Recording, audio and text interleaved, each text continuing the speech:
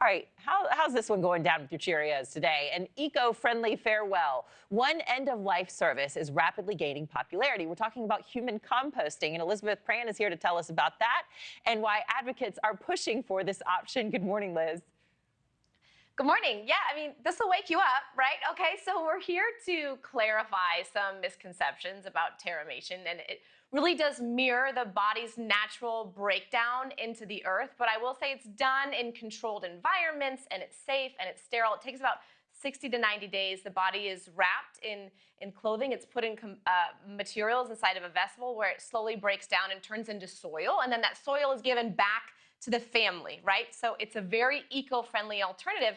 And now Georgia is joining about a dozen states that have either already made it legal or are in the process of doing so. Governor Brian Kemp signed the bill. It takes place July 1st, allowing funeral homes to offer this. So previously, families had to transport their loved ones out of state, and usually it was fairly far. You can see on your screen there, it was either Washington or Oregon, somewhere on the West Coast, and it would cost thousands of dollars, and obviously it would negate the eco-friendly aspect of this.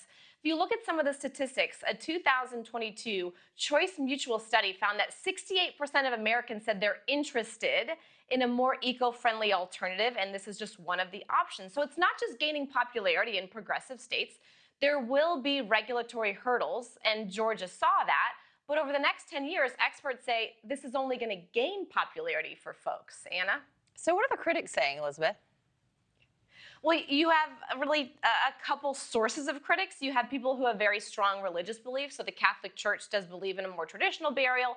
And then you have advocates who say, wait a second, is this in line with disease prevention? So obviously, companies are not going to accept bodies that have, let's say, tuberculosis or Ebola, considering we're in the United States, but they have all these safeguards in place to do it in a controlled environment. So you eventually do get that bag of soil, but we're not talking about homeowners putting loved ones in a compost bin. And I say that respectfully because it's early in the morning. Anna. Yeah. All right, Elizabeth Prann, thank you so much. Thank you for watching. Subscribe below and download our NewsNation app right now on your phone, and you will get fact-based, unbiased news for all Americans.